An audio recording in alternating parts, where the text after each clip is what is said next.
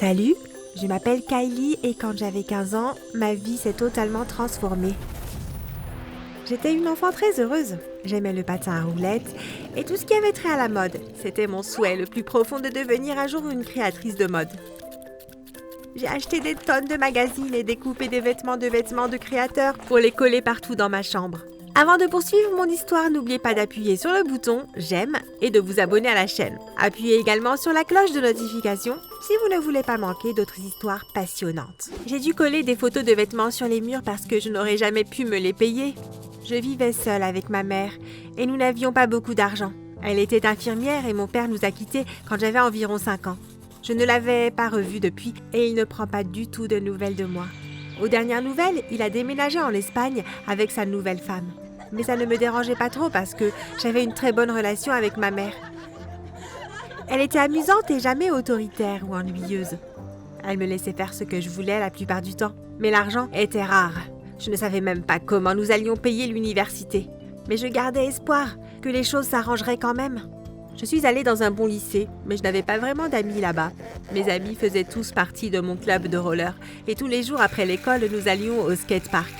Il y avait Carly, Stéphanie, Bridget et Madison. « Kylie, il manque une roue à ton patin !» Bridget a crié pendant que je tournais joyeusement et que j'essayais une nouvelle routine. Je me suis arrêtée brusquement et j'ai fini par tomber directement sur la tête. C'était juste une blague. Elles ont toutes ri. C'est une blague tellement nulle. Vous allez voir, ne vous inquiétez pas. Ai-je crié en me levant. Mes amis étaient comme ça la plupart du temps, toujours à faire des farces minables. Le lendemain, nous avons décidé d'aller au centre commercial après le patinage. Nous sommes allés à l'aire de restauration et pendant que je mâchais le meilleur burrito qui existe, Stéphanie est venue me voir avec une jolie bouteille rose. « Regarde, cet incroyable échantillon de lotion que j'ai reçu d'une gentille dame. Elle me l'a donné gratuitement. Ça sent merveilleusement bon. » Sans réfléchir, j'en ai pris et je m'en suis versée sur les mains. C'était du ketchup. Tout le monde s'est moqué de moi et Stéphanie a pris une photo. « Oh, j'en ai marre de vous. » ai-je rigolé. Je me suis demandé si nous allions grandir un jour ou si nous allions continuer à nous comporter comme des petits enfants stupides pour toujours. J'ai dû rentrer chez moi en ressemblant à une victime de meurtre avec du ketchup sur mes vêtements. Bref, c'est comme ça que ça s'est passé pendant des semaines. Donc je n'ai pas beaucoup pensé à ce qui s'est passé ensuite. Un soir, j'étais assise devant mon ordinateur et je parcourais les dernières tendances à la mode. Mon téléphone portable a commencé à sonner. Je l'ai regardé, il y avait un numéro étrange que je n'ai pas reconnu. J'ai décidé de ne pas décrocher, mais la personne n'a cessé de rappeler pendant 30 minutes. J'étais finalement si ennuyée que j'ai décroché. « Allô ?» ai-je dit. « Quel est le numéro de compte bancaire ?» a répondu une voix grave. « Quoi ?» ai-je dit. « Le numéro de compte bancaire pour que je puisse transférer l'argent » a-t-il répondu durement. « Oh, c'est encore ces stupides filles qui font des farces, ai-je pensé. Attendez, je dois vérifier. Je ne la connais pas par cœur, ai-je dit. Je ne sais pas pourquoi, mais j'ai trouvé mes coordonnées bancaires et je les ai communiquées à la personne qui était sur l'autre ligne. Attendez le dépôt dans le courant de la semaine prochaine, a-t-il dit avant de raccrocher. Plus tard dans la semaine, lorsque j'ai revu mes amis, je leur ai fait savoir que je trouvais leur dernière farce complètement idiote. Mais on n'a pas fait ça. Où est-ce qu'on aurait trouvé un vieux type qui t'appelle pour de l'argent? On ne parle pas aux vieux, a dit Bridget. Elles avaient tous l'air sérieuses, mais je me suis dit que ça pouvait aussi faire partie de leur farce. Une semaine plus tard, j'ai vu le numéro mystérieux essayer d'appeler à nouveau. J'ai décroché immédiatement. « Vous voulez bien arrêter ?» ai-je dit. « Vérifiez votre compte bancaire pour voir si vous avez reçu le dépôt » a-t-il dit et a raccroché. J'ai soupiré et je suis retournée à ce que je faisais, mais plus tard, j'ai pensé que je devais quand même vérifier mon solde. « Maman, comment puis-je consulter à nouveau ma banque en ligne ?» ai-je crié. Ma mère est montée dans ma chambre et on s'est connecté à mon compte. Puis nous sommes restés assises, figées, en état de choc. Ma mère a halté. « Ça montre que tu as un solde de plus de 4 millions de dollars ?» « Comment est-ce possible ?» a-t-elle demandé. Ai-je dit. « Je dois appeler la banque. Ce doit être une erreur. » a-t-elle dit. « Maman, non, ne les appelle pas. » ai-je dit. Puis je lui ai raconté toute l'histoire de l'homme. « Ok, c'est très bizarre. Attendons une semaine pour voir si c'est une erreur. » Alors que ferons-nous après cette semaine ai-je demandé. Nous verrons bien. Une semaine s'est écoulée et l'argent était toujours là. J'ai essayé de rappeler le mystérieux numéro, mais il semblait avoir été déconnecté. « Eh bien, je suppose que tu es riche maintenant, » a dit ma mère. « Nous sommes riches ?» ai-je crié. « Que devons-nous faire en premier ?» a-t-elle demandé. Pourquoi tu ne démissionnes pas de ton travail? Tu as travaillé trop dur. Ai-je dit. Elle a ri. Le lendemain, quand je suis rentrée de l'école, ma mère était à la maison et elle avait un énorme sourire sur le visage. Kylie, viens ici. Il y a quelqu'un que j'aimerais que tu rencontres. Je suis entrée dans notre salon et j'ai vu un homme d'âge moyen bien habillé qui se tenait là. Voici John, notre nouveau majordome. Elle a souri. Salut John, c'est un plaisir de te rencontrer. C'est un plaisir de te rencontrer aussi. Je prépare ton plat préféré pour le dîner. John a été génial. Il cuisinait, nettoyait la maison et organisait tout. Mais j'ai senti qu'il y avait tellement plus à faire avec notre nouvelle fortune. Maman, ai-je dit plus tard cette nuit-là, je pense que nous devrions nous asseoir et faire un plan. On peut avoir une nouvelle maison, on peut faire tellement de choses. Commençons à écrire. Nous ne sommes pas allés très loin avec notre liste. On a fini par parler de toutes les façons dont on pourrait dépenser ma nouvelle fortune. Le lendemain, j'ai séché l'école pour aller faire du shopping avec ma mère. Elle avait engagé un agent immobilier et nous nous sommes rendus dans le quartier le plus riche de notre région. C'est ça, ai-je dit. J'avais du mal à contenir mon excitation. Nous venions de visiter le plus beau manoir jamais construit. Il y avait 10 chambres, 12 salles de bain, 3 salons, une énorme salle à manger, un cinéma, une salle de jeu et beaucoup d'autres pièces aléatoires que je pouvais transformer en ce que je voulais. Le plus beau, c'est que le jardin était si grand que je pouvais construire ma propre patinoire. Peut-être que je pourrais même créer mon propre club. J'étais si excitée. Nous avons conclu l'affaire le jour même et nous avons emménagé à la fin de la semaine. Nous avons dû embaucher du personnel supplémentaire car nous ne pouvions pas nous occuper nous-mêmes de la propriété. Nous avons engagé un cuisinier, 3 femmes de chambre et nous avons gardé notre majordome John pour les petites tâches. Il n'a pas fait grand-chose, mais je me suis dit que nous avions assez d'argent pour le payer. Alors pourquoi ne pas le garder? Ma nouvelle chambre était presque plus grande que notre ancienne maison. Tout était si luxueux. J'avais un lustre en diamant. Mes meubles étaient plaqués or et ma vue était fantastique. Ma partie préférée était le dressing dans lequel je pouvais littéralement patiner. Le seul problème était qu'il était vide. Il faut que je remplisse ça, ai-je pensé. Je suis allée au centre commercial et j'ai acheté tous les vêtements et les chaussures que je voulais. Je me suis sentie tellement soulagée. D'habitude, je passais devant ces magasins en me demandant si j'allais pouvoir m'offrir quoi que ce soit. Et maintenant, j'ai assez d'argent pour acheter tout le magasin. Je crois que j'ai passé toute la journée à faire du shopping. Je n'ai même pas pris la peine d'essayer les vêtements et les chaussures. Si je n'étais pas sûre, j'achèterais 2 tailles juste au cas où. Le majordome m'a aidé à tout porter jusqu'à notre voiture de luxe qui attendait à l'extérieur. Quand je suis rentrée à la maison, j'ai rempli mon armoire et j'ai dansé joyeusement. Waouh, je n'aurai plus jamais à découper des photos dans des magazines. J'ai tout ce que je veux ici, ai-je pensé. Puis j'ai décidé que je devais faire plaisir à mes amis. Je les ai tous appelés et leur ai dit de me retrouver au restaurant le plus cher de la ville. C'est une autre farce, n'est-ce pas? A demandé Bridget. Non, ce n'est pas le cas. Je vous raconterai tout ce qui s'est passé quand je vous verrai, ai-je dit avant de raccrocher. Cette nuit-là, elles sont toutes venues. Tu vas vraiment nous inviter à dîner ici? A dit Stéphanie. Oui, maintenant allons à l'intérieur, ai-je dit. Nous avons eu un magnifique dîner de 3 plats et j'ai décidé de leur raconter ce qui s'est passé pendant que nous mangions le dessert. 4 millions de dollars juste comme ça? A demandé Madison. Ouais, je pensais que c'était une blague de vous les filles, mais il s'avère que non. Et je n'ai toujours aucune idée d'où ça vient, ai-je dit. Eh bien, que comptes-tu en faire? A demandé Stéphanie. Je leur ai parlé de mes projets. Je voulais créer ma propre entreprise de mode et abandonner l'école. Je voulais aussi construire ma propre patinoire. Ça a l'air génial, a-t-elle dit. Ouais, et j'aimerais que vous la dirigiez, les filles. Elles ont déjà commencé à y travailler, et quand elle sera terminée, je lui donnerai notre nom. On va tellement s'amuser, ai-je dit. Elles avaient l'air toutes excitées. Oh, j'ai aussi les cadeaux pour vous, les filles, ai-je dit. J'ai appelé John et il a apporté leurs cadeaux, le dernier iPhone pour chacun de mes amis et les patins à roulettes les plus chers. Oh mon Dieu, tu ne devrais pas, ont-elles crié. Je me suis sentie très heureuse d'apporter autant de joie à mes amis. La vie a continué à s'améliorer considérablement pour moi et ma mère. Elle a quitté son emploi et a décidé qu'elle aimerait se détendre pendant un certain temps. Elle semblait plus lumineuse, plus heureuse et beaucoup plus calme. J'ai donc décidé de lui faire part de mes idées. Maman, je veux abandonner l'école pour travailler sur ma carrière dans la mode. Et si ça ne marche pas? Tu n'as que 15 ans. Comment vas-tu gérer tout ça? Ça va s'arranger. Peut-être qu'on peut engager un agent pour m'aider. Cela n'a pas de sens de finir l'école et d'aller à l'université si j'ai déjà tout ce dont j'ai besoin ici. Ok, bien, fais ce que tu veux, a-t-elle dit en avalant un autre verre de vin. Mais elle semblait très incertaine. Je ne savais pas pourquoi.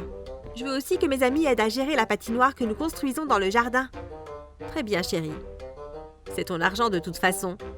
Je me suis immédiatement rendue sur Internet et j'ai commandé tout un tas de matériaux dont j'aurais besoin pour mon studio. J'ai passé les jours suivants à concevoir mon studio et à chercher un agent approprié pour m'aider à construire ma carrière. Quelques mois plus tard, tout s'est mis en place sans problème. J'avais déjà commencé à promouvoir ma marque de vêtements et j'avais même fait quelques ventes. La piste de patinage à roulettes est terminée. Nous avons engagé des gens pour s'en occuper pendant la journée et les après-midi et les week-ends, mes amis prenaient le relais. Nous avons gagné un peu d'argent grâce à ça, que j'ai pu partager avec elle. Ma mère avait l'habitude de disparaître pendant la journée. Je savais qu'elle était quelque part dans le manoir, mais je ne savais pas où. Puis, un après-midi, alors que je descendais pour trouver quelque chose à faire, parce que j'étais fatiguée de réfléchir, j'ai entendu un remue-ménage dans le garde-manger. Oh non, j'espère que nous n'avons pas de rats, ai-je pensé. J'ai ouvert le garde-manger et j'ai trouvé ma mère à l'intérieur avec le majordome. Ils s'embrassaient. Elle m'a regardée et s'est figée. Je peux expliquer. C'est vraiment mon petit ami. Et il n'avait pas de travail, alors j'ai juste prétendu qu'il était le majordome. Pardonne-moi de ne pas te l'avoir dit plus tôt. Maman, peu importe, c'est ta vie. Et je dis, puis j'ai couru à l'étage en essayant d'oublier ce que je venais de voir. Cela expliquait pourquoi elle était si heureuse ces derniers temps. Quoi qu'il en soit, ma notoriété n'a cessé de croître et, avant même de m'en rendre compte, je faisais la couverture de magazines et on écrivait même des livres sur moi. Je jure que je me suis pincée plusieurs fois par jour en essayant de vérifier si oui ou non j'étais réellement dans un rêve. Puis une nuit, j'ai entendu mon téléphone sonner et j'ai reconnu le même numéro étrange. J'ai répondu immédiatement. « Écoute, il y a une erreur. Je suis chez toi. Ouvre la porte d'entrée. » a-t-il dit et a raccroché. J'ai couru en bas et j'ai dit à ma mère ce qui s'était passé. Nous avons décidé d'ouvrir la porte. Un homme très grand, très costaud, vêtu d'un smoking se tenait là. Il est entré. « L'argent. J'ai besoin de tout récupérer, ou je vais être sérieusement blessée. »« Quoi ? Mais vous nous l'avez donné et vous avez disparu.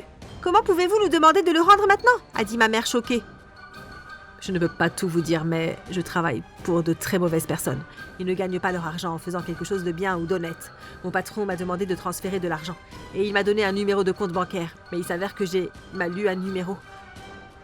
Je vous l'ai envoyé par accident, et le destinataire originaire est très en colère. Je me suis assise car j'étais trop déçue pour rester debout. J'ai réfléchi pendant un moment. « Écoutez, aimez-vous travailler pour ces gens ?» ai-je demandé. « Pas vraiment. »« Savent-ils que vous avez fait cette erreur ?» ai-je demandé. « Ils le sauront très bientôt. Et si je ne peux pas rendre l'argent, je suis fichue. »« Eh bien, j'ai une idée. Je peux vendre cette maison et tout ce qu'elle contient.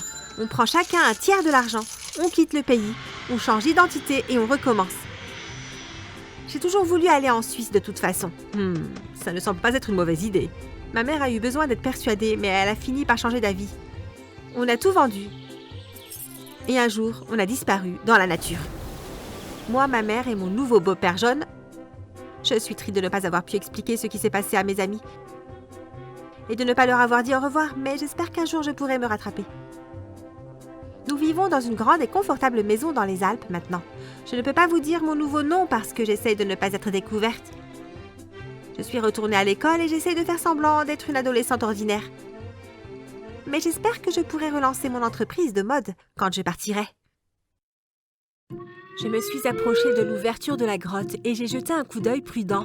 Alors que des pas et des voix se rapprochaient, j'ai retenu mon souffle en me pressant dans l'humidité de la grotte. Je pense qu'elle est tombée dedans, celle-là. Il se tenait à l'entrée de la grotte et regardait dans l'ombre. « Hé, la voilà partie !» Une autre voix a crié un peu plus loin. Alors que les pas s'éloignaient de la grotte, je me suis couchée sur le sol pour reprendre mon souffle. Bonjour, je m'appelle Vanessa. Avant de continuer, n'oubliez pas de liker et de vous abonner à notre chaîne. Appuyez sur la cloche de notification pour savoir quand nous publierons d'autres histoires bizarres comme la mienne. D'aussi loin que je me souvienne, mon père a toujours été un escroc.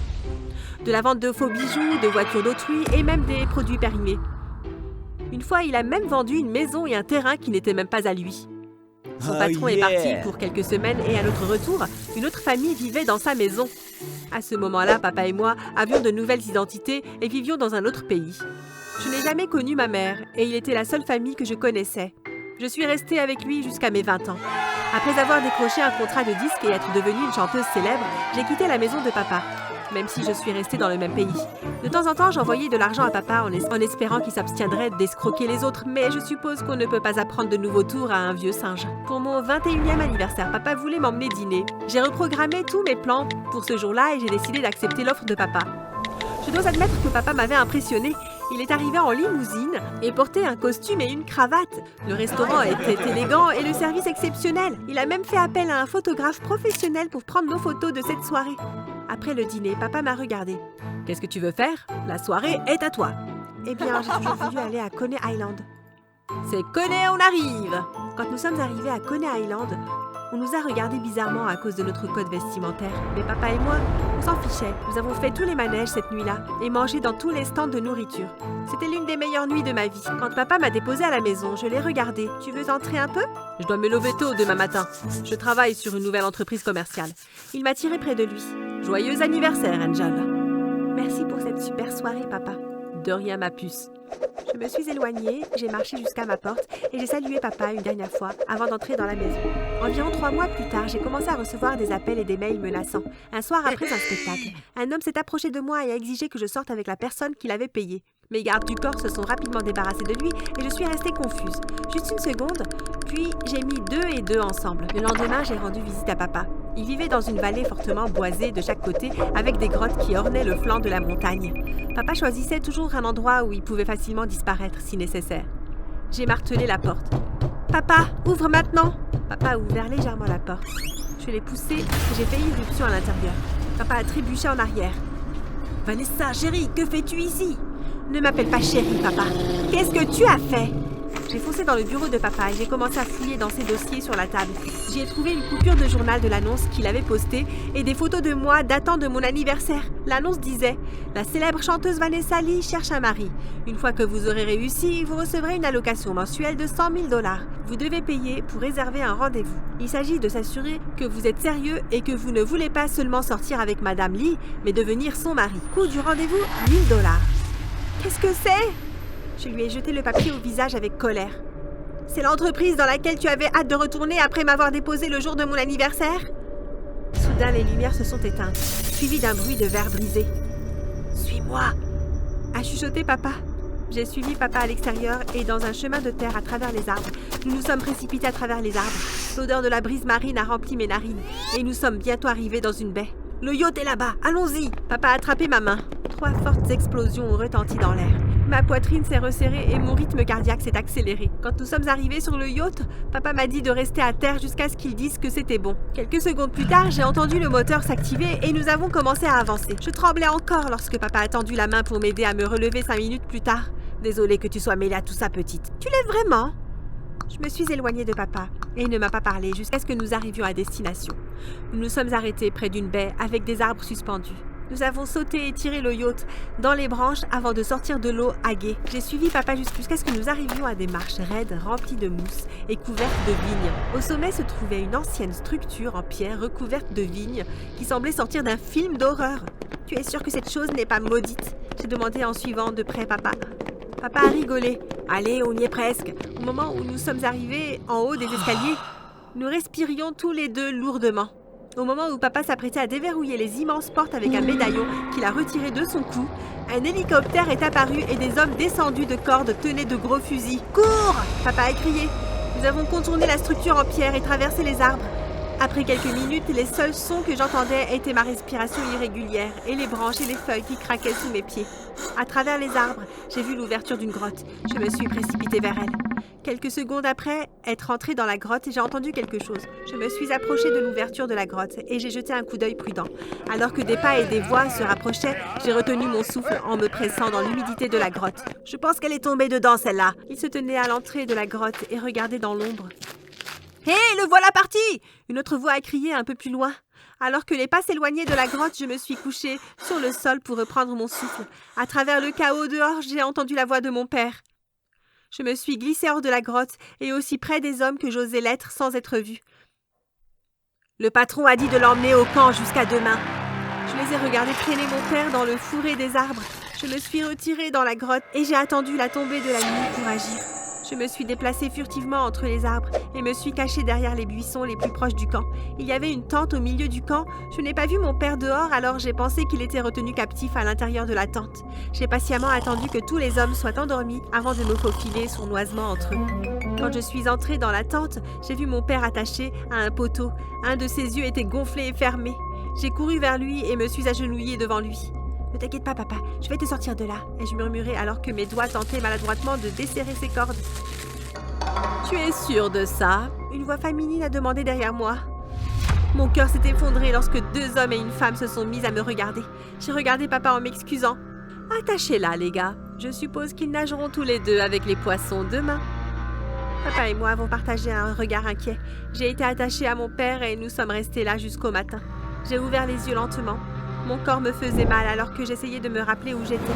D'un seul coup, des flashbacks d'hier ont joué dans mon esprit. « Papa, tu es réveillé ?»« Oui. »« Papa, on doit trouver un moyen de sortir d'ici. » C'est alors que la femme a ouvert la tente et m'a regardée. « Changement de plan, poupée. Le patron va t'épouser. Il y aura des photos, des séquences vidéo et même un gâteau. » Vanessa, je suis vraiment désolée. « Papa, ce n'est pas le moment.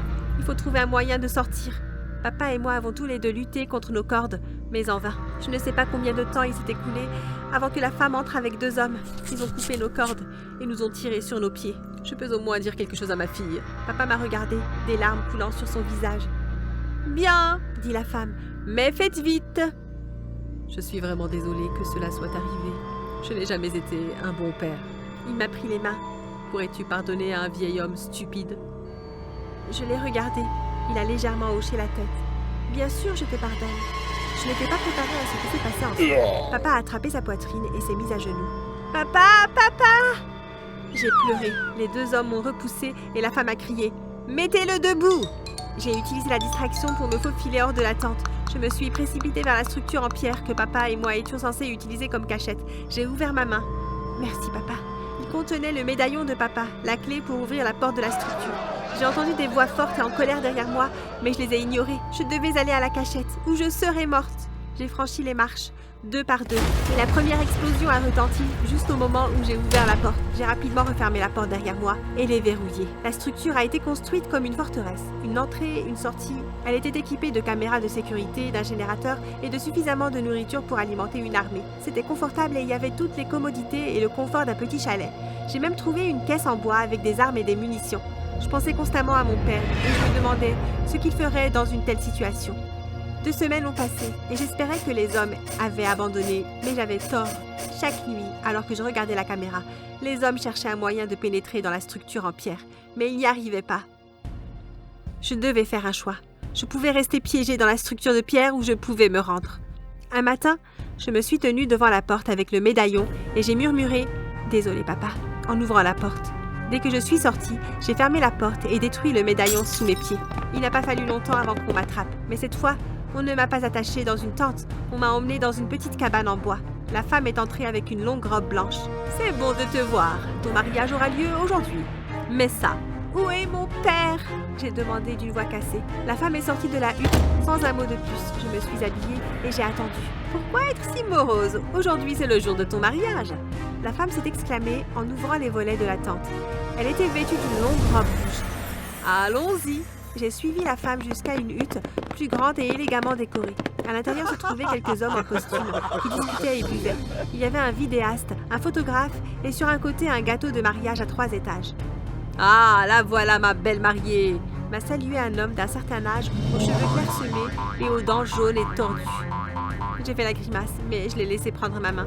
« Pasteur, ma fiancée est là, on commence !» Le pasteur m'a fait un signe de tête à moi, puis au monsieur. Le pasteur a célébré la cérémonie. Je me suis sentie paralysée. J'ai fait la démarche de dire oui et de signer le certificat de mariage. Je n'ai même pas lutté quand il m'a attirée pour m'embrasser lorsque le pasteur nous a déclarés mari et femme. Pendant la réception, la femme à la robe rouge ne m'a pas quitté des yeux. J'ai remarqué qu'elle remplissait le verre du marié dès qu'il était vide. Après environ 1 heure, le marié a frappé son verre. « Il est temps de faire un discours et de couper le gâteau. Marissa, ma chère, apportez le pichet, s'il vous plaît. » La femme à la robe rouge a hoché la tête et a quitté la pièce. Quelques minutes plus tard, elle est revenue avec une tasse en cristal dans laquelle se trouvait une boisson rouge. Elle a versé 2 verres et en a tendu un à chacun d'entre nous. Puis elle a fait quelque chose d'étrange. Elle est venue et s'est tenue à mes côtés. Le marié a tenu ma main pendant qu'il faisait son discours. Les hommes autour de lui ont ri et applaudi. Il s'est ensuite tourné vers moi. « À nous, ma chère !»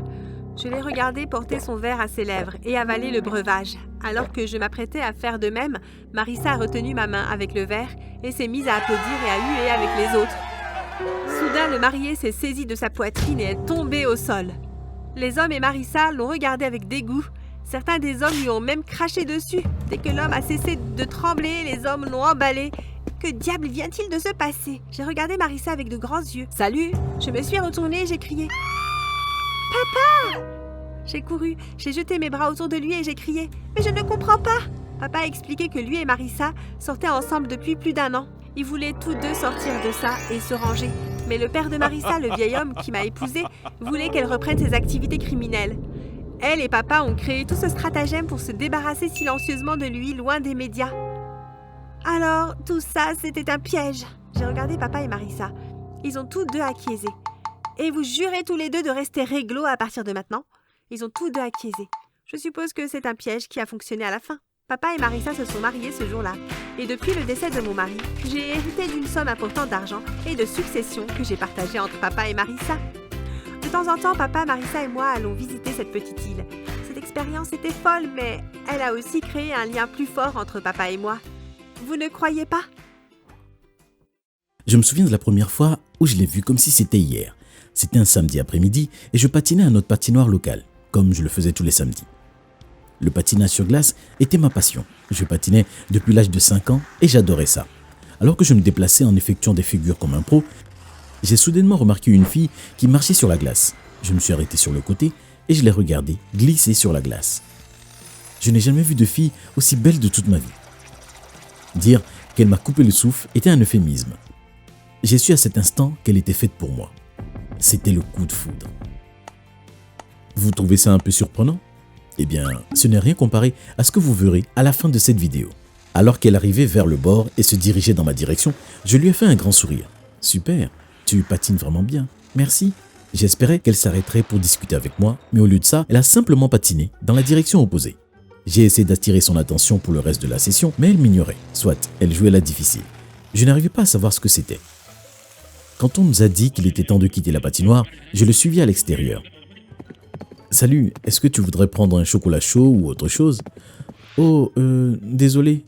Non, je dois y aller. » J'ai essayé de cacher ma déception. Ok, peut-être une autre fois. Je l'ai regardé descendre la rue. Et si je ne revoyais plus? Je n'arrivais pas à croire que j'avais rencontré la fille de mes rêves et que je ne connaissais même pas son nom, sans parler de son numéro. J'aurais dû trouver le courage.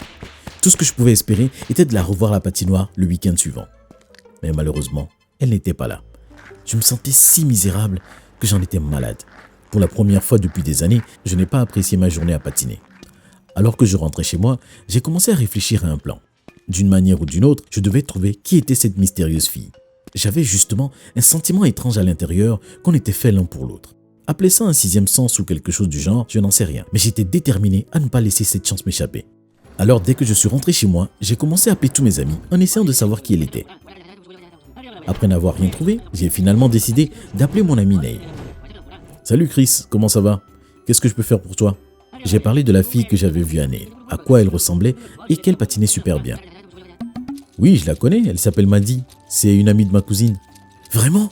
Tu en es sûr? »« Oui, c'est elle. »« Oh mec, tu dois me la présenter. »« Ok, calme-toi. » Écoute, ma cousine fête son anniversaire vendredi prochain. Je suis sûr que Maddy sera là. Tu peux venir si tu veux. Merci, je viendrai. Le jour J est arrivé et j'ai passé des heures à me décider quoi porter. Je voulais être sûr d'être parfait. Je me suis regardé dans le miroir et j'ai souri. Il n'y a pas moyen qu'elle me résiste. Je suis d'abord allé chez Neil, puis on est allé ensemble à la fête. Dès que je suis entré dans la pièce, je l'ai vue. Elle était debout, en train de discuter avec un groupe de filles. « Regarde Neil, c'est elle, là-bas !»« Eh bien, qu'est-ce que tu attends?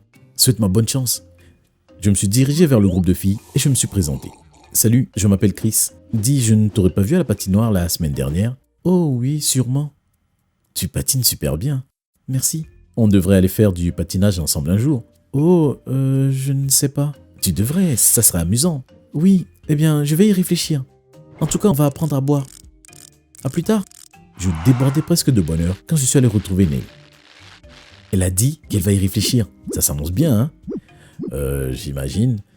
Mais tu devrais certainement l'impressionner un peu plus si tu veux qu'elle dise oui. J'ai réfléchi à ce que Neil avait dit et j'ai réalisé qu'il avait probablement raison. Les filles, comme a dit, n'étaient pas faciles. On devait faire beaucoup d'efforts pour qu'elles nous remarquent. J'ai donc passé le reste de la soirée à discuter avec elle à chaque occasion.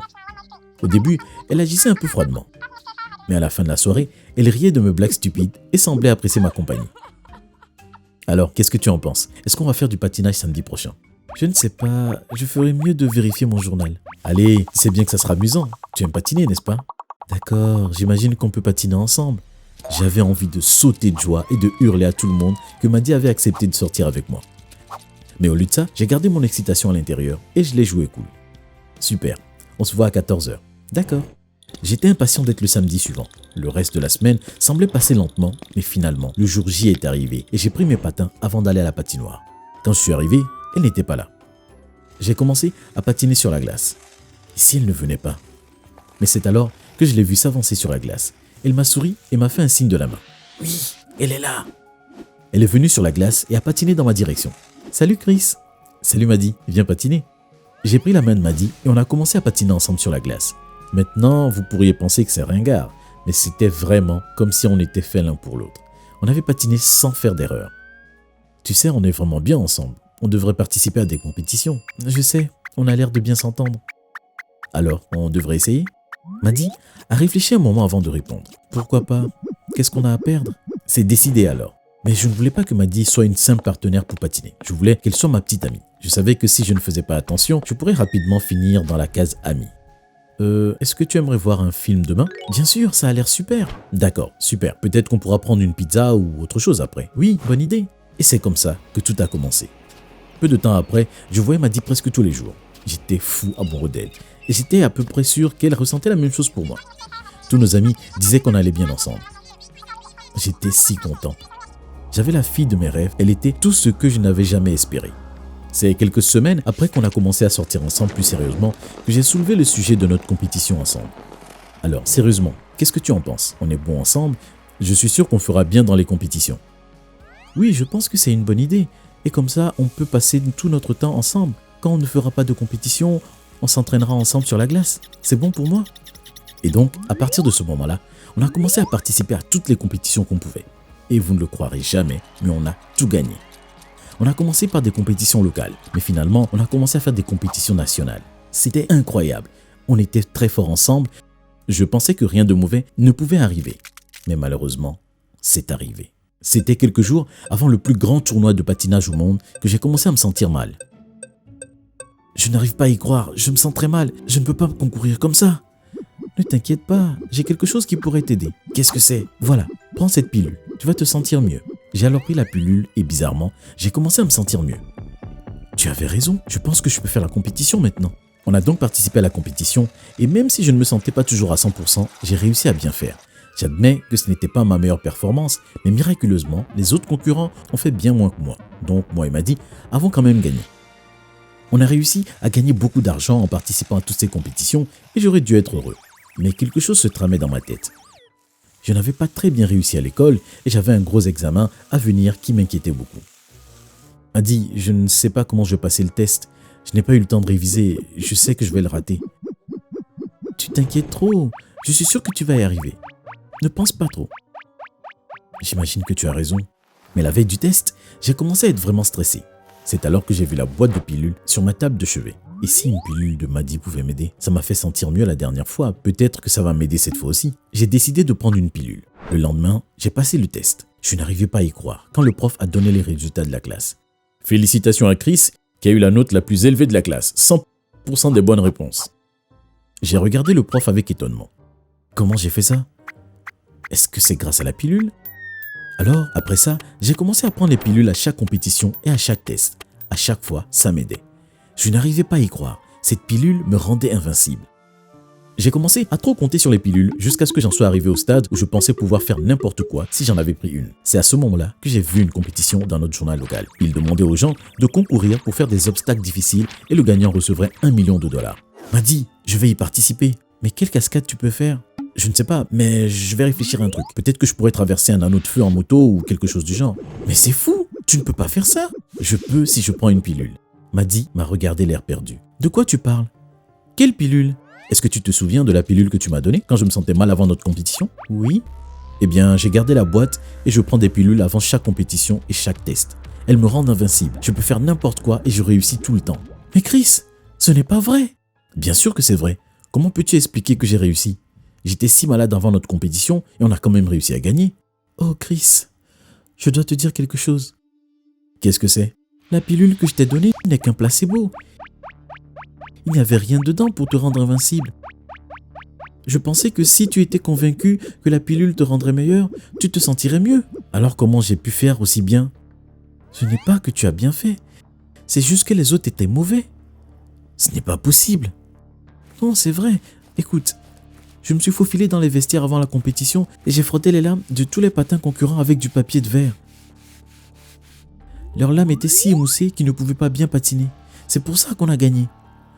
D'accord, mais comment tu expliques que j'ai réussi à obtenir un score parfait à mon examen? Je l'ai fait tout seul. Non, Chris, ce n'est pas vrai. De quoi tu parles? C'était moi aussi. Mais comment? J'ai piraté l'ordinateur de l'école et j'ai changé toutes tes mauvaises réponses en bonnes réponses. J'étais en état de choc. Je n'arrivais pas à croire ce qu'elle me disait. Et pour les autres compétitions, on a tout gagné. À chaque fois, j'ai trouvé un moyen de tricher pour qu'on puisse gagner. Alors ça n'avait rien à voir avec la pilule? Ça ne m'a pas rendu invincible? Non. Mais comment as-tu pu faire ça? Tu ne peux pas gagner des compétitions et réussir mes tests en trichant. Tu n'as aucune idée du genre de personne que je suis, n'est-ce pas? Ne dis pas ça, Chris. J'ai fait ça pour te faire plaisir. Eh bien, tu ne m'as pas du tout fait plaisir. En fait, tu m'as rendu vraiment en colère. Je suis désolé, pardonne-moi. Je suis désolé, Madi, c'est fini. Non, je ne veux plus rien avoir avec toi. Tu n'es pas la fille que je pensais que tu étais. J'ai alors réalisé que j'avais été aveuglé par l'amour. Je n'avais pas vraiment découvert quel genre de fille était Madi. J'avais juste été influencé par sa beauté. Mais maintenant, j'ai compris que ce n'est pas la beauté qui comptait. L'important était la personnalité de la personne et Madi venait de me montrer qu'elle n'avait pas du tout une bonne personnalité. J'ai décidé de jeter la bouteille de pilule. Je n'avais pas besoin d'une pilule pour me rendre invincible. Si je veux gagner et réussir ma vie, alors je le ferai grâce à mes efforts.